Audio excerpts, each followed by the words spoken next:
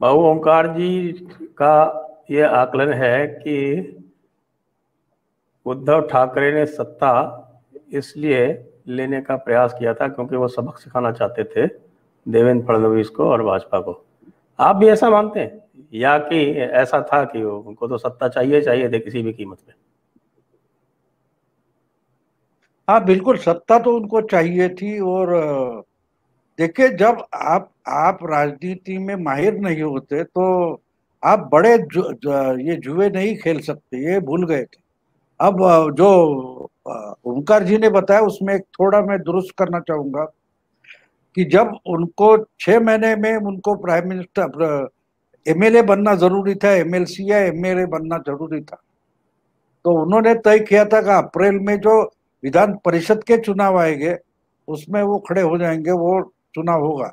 लेकिन बीच में लॉकडाउन आ गया, कोरोना आ गया, तो उन्होंने एक दूसरा वाया मीडिया निकाला था कि राज्यपाल नियुक्त जो दो नॉमिनेटेड जगह खाली थी और उस पर एक जगह उनका नाम नॉमिनेट किया जाए।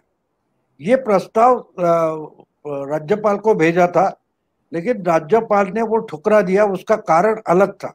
राज्यपाल चुनाव नहीं ले सकते, चुनाव लेना जो है वो चुनाव आयोग करता है काम। और चुनाव आयोग ने लॉकडाउन लगने के बाद डिक्लेयर कर दिया कि बेमुदत बेमुदत हम सब चुनाव आगे ढकेल रहे हैं। अब इनका जो प्लानिंग था उसमें अप्रैल में वो चुनाव होने थे और 9 जगह के चुनाव थे, लेकिन उसमें विधानसभा के जो एमएलए है वो चुनते हैं 9 कैंडिडेट। तो वो चुनाव थे और वो आगे जब पोस्टपोन किए गए थे। लेकिन राज्यपाल ने जो प्रस्ताव ठुकराया था वो नॉमिनेटेड एमएलसी का था। और दूसरी बात ये थी उसमें कि ऐसा दुनिया में इसके पहले 2 बार हुआ है। एक बिल्कुल शुरुआत में जब मद्रास प्रेसिडेंसी थी तब राजा जी चीफ मिनिस्टर थे और उनको वहां के गवर्नर, मेरा ख्याल है प्रकाशम वगैरह कोई गवर्नर थे, उन्होंने उनको अपॉइंट किया था। और उस पर नेहरू भी गुस्सा हो गए थे कि अरे हम असेंबली और पार्लोक डेमोक्रेसी चला रहे हैं और आप नॉमिनेटेड चीफ मिनिस्टर कैसे ला सकते हो, क्योंकि वो नॉमिनेटेड एमएलसी थे। दूसरी बात ये हुई थी, हमारा जो प्रसिद्ध मंडल आयोग है, वो मंडल आयोग जिनके अध्यक्षता में बनाया गया, वो बिंदेश्वरी प्रसाद मंडल, बीपी मंडल, ये 69 में एमपी थे। और उनको उस वक्त आपको मालूम है आयाराम गयाराम चलता था, सुबह जी जी। इस पार्टी में थे, शाम को उस पार्टी में गए। तो उनके पास कुछ 10-12 एमएलए थे बिहार के, वो सोशलिस्ट पार्टी के थे। तो ये अपने 15 एमएलए कर इधर जाते थे उधर जाते थे, ऐसा चलता था। तो एक बार उन्होंने ऐसा किया कि उनको चाहिए, समझो मेरे को नाम नहीं याद रहा, कोई सिंह था, भाऊ सिंह समझो, तो उसको चीफ मिनिस्टर बना लिया। और 3 दिन के लिए वो चीफ मिनिस्टर था, उसने मिनिस्ट्री भी नहीं बनाई, सिर्फ एक प्रस्ताव बनाया कि भाई बीपी मंडल को एमएलसी बनाया जाए। और जिस दिन उसका गैजेट निकला उसी दिन उन्होंने रिजाइन किया। और क्योंकि वो तो बीपी मंडल उस वक्त एमपी थे, तो खुद ही चीफ मिनिस्टर अपना ही अपने को ही नॉमिनेट करने की सिफारिश करे, वो गलत लगेगा, इसलिए 3 दिन का चीफ मिनिस्टर बनाया गया था। और बाद में उसने वही एक काम किया, उस चीफ मिनिस्टर ने सिर्फ बिंदेश्वरी प्रसाद मंडल इनको नॉमिनेट करने की सिफारिश की, और जो सिफारिश अमल में आ गई उस दिन उन्होंने रिजाइन कर दिया। और फिर गठजोड़ और जुगाड़ हुआ और बिंदेश्वरी प्रसाद मंडल चीफ मिनिस्टर बने। मेरा ख्याल है 1.5-2 महीने के लिए थे। ये दो अगर बातें हम छोड़े तो नॉमिनेटेड, यानी नॉमिनेटेड जो प्राइम चीफ मिनिस्टर होता था वो खुद अपना नाम पेश करे, ऐसा नहीं हुआ है। इसलिए कोश्यारी जो राज्यपाल है महाराष्ट्र के, उन्होंने वो प्रस्ताव ठुकराया था। उसका एक कारण ये था और दूसरा कारण अलग था कि वो जो नॉमिनेटेड जगह थी वो सिर्फ 6 या 7 हफ्ते के लिए थी। यानी 6 हफ्ते के लिए एमएलसी बन जाते उद्धव ठाकरे, लेकिन 6 हफ्ते के बाद उनकी मुदत खत्म होने वाली थी, इसलिए उन्होंने रोका था। लेकिन जब ये प्राइम मिनिस्टर से उद्धव ने बात की और बोले कि नहीं तो मुझे रिजाइन करना पड़ेगा, उस वक्त हमारे चुनाव आयोग के प्रमुख थे, चीफ इलेक्शन कमिश्नर, वो अमेरिका में थे, सुनील अरोरा। तो मोदी जी ने उनसे बात की और उन्होंने टेली कॉन्फ्रेंस लेकर यहाँ के तो उनके जो साथी थे उनके साथ मीटिंग की और वो चुनाव लेने का तय हो गया, जिसमें 9 एमएलसी चुने गए। उसमें और एक बात ध्यान रखो, उसमें भी राजनीति हुई। अब बात ये थी कि अगर आपके पास यानी आघाड़ी के पास 170 के आसपास एमएलए थे और बीजेपी के पास हार्डली 110 थे, तो 9 में से कम 6 लोग आघाड़ी के आराम से चुने जाते और बीजेपी को 3 ही रखना पड़ता, चौथे के लिए चुनाव लेना पड़ता।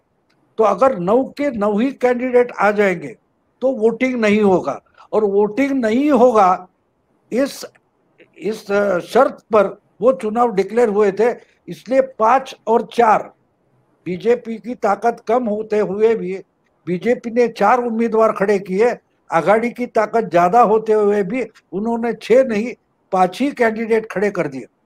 अब उसमें भी बड़ा प्रॉब्लम हो गया था कि 2-2-2 ऐसा होना चाहिए, ऐसा कांग्रेस का आग्रह था।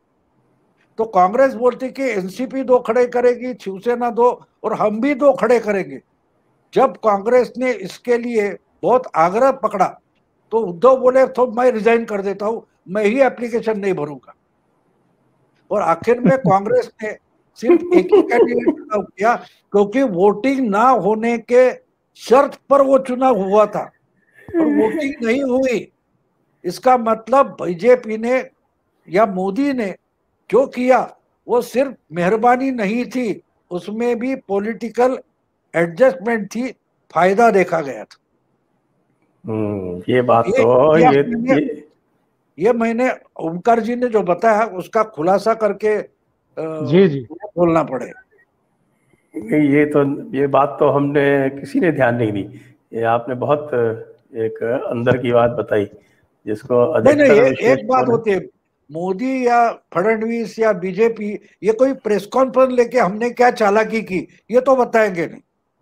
दूसरी बात है कि महाराष्ट्र का चीफ मिनिस्टर सरेंडर हुआ, ये तो मुंबई या महाराष्ट्र को मीडिया को बताना नहीं। उल्टे बोल गए, देखो कैसे कांग्रेस बीजेपी को सरेंडर होना पड़ा। अरे एक एमएलसी आसान से उनका आ गया, ये सरेंडर कौन हो गया?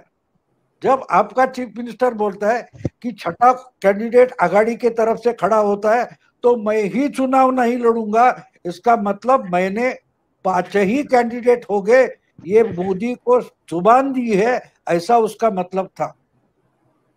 लेकिन ये बातें तो देखो, हम जब एनालिसिस करने बैठते हैं तो हमको जो दिखाई देता है उसके पीछे क्या है वो ढूंढना पड़ता है, वो उस वक्त ढूंढा नहीं गया। इसलिए ओमकार जी तो दिल्ली में बैठे, लेकिन यहाँ के पत्रकार क्या कर रहे थे? आप तो अंधेरे में हो क्योंकि आप दूर बैठे हो। मराठी या मुंबई के जर्नलिस्ट क्या कर रहे थे, मीडिया क्या कर रहा था? क्योंकि उनको आघाड़ी कैसे जीती वो दिखाना था, तो ये उन्होंने सच छुपाया था।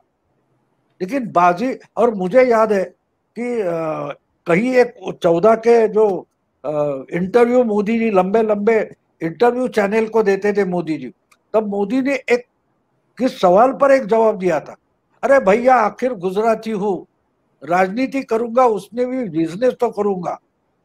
तो ये बिजनेस था उसका। अब ये बिजनेस किया ये तो मोदी बताएंगे नहीं, लेकिन दिखाने ऑप्टिक्स क्या बन गया कि देखो इनकी सरकार तो मोदी जी ने बचाई। असल में अपोजिशन में रह के भी मोदी जी ने टर्म्स डिक्टेट किए थे। ये बात आप बिल्कुल आपने बात बताई, ये तो हल्की फुल्की तो हमने देखी थी, लेकिन ये कभी किसी ने इसके ऊपर विश्लेषण किया नहीं मुझे लगता है। ओंकार जी, ये एक बिल्कुल नई बात कहें इसको, या एक नए एंगल से एक विश्लेषण जो भाव ने किया वो पूरी तरह से मैंने लॉजिकल उस है। पर मराठी में वीडियो भी उस वक्त बनाया था। मेरे प्रोग्राम में भी भाऊ ने एक बार इसका हल्का सा संकेत दिया था। और एक बात बता दूं, ये अभी 12 एमएलसी का झगड़ा चालू है, वो तो मैं पहले उनकी लिस्ट जाने के समय से बोल रहा हूं, ये तो 12 होने वाले नहीं है। तो मेरा अभी अभी मैंने एक 15 दिन पहले एक वीडियो डाला था कि कोशियारी से होशियारी आपको संकट में लाई है, क्योंकि कोशियारी भी चीफ मिनिस्टर रहे हैं, उनको मालूम है उनका अधिकार कहाँ शुरू होता है कहाँ खत्म होता है, और गवर्नर का अधिकार और चीफ मिनिस्टर का अधिकार कहाँ शुरू कहाँ खत्म, ये उनको मालूम है। इनकी हालत वो गाने जैसी हो गई, अजीब दास्तां है, कहाँ शुरू कहाँ खत्म। लेकिन कोशियारी को मालूम है कहाँ शुरू कहाँ खत्म। तो ये 12 नॉमिनेटेड एमएलसी की बात हो रही? बिल्कुल बिल्कुल। अभी अभी 7-8 महीने हो गए ना, इनकी लिस्ट पड़ी है। अभी तो कोई हाईकोर्ट में भी गया है कि भाई वो लिस्ट है कहाँ। तो रोज अगर सामना में लिख के का आप कोशियारू को हैरान करोगे तो उनकी अभी देखिए, अब छोटी बात नहीं होती, एक राज्यपाल है, गवर्नर है, उनके नाम से इस राज्य का कारोबार चलता है। उनको देहरादून जाना था, महाराष्ट्र गवर्नमेंट के ओनरशिप का जो हवाई जहाज है उसमें जाकर वो बैठ गए, और बैठने के बाद आप उनको उधर से उतार देते और बोलते कि आपके यूज के लिए इसको क्लियरेंस नहीं मिला है। तो ये तो इंसल्ट करना था।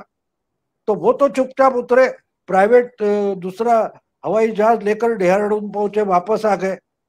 लेकिन जब उनका समय आ गया तब वो दिखा रहे कि बारामती हो, 12 एमएलए हो या 12 लफड़े हो, 12 कैसे बचते वो दिखा रहे।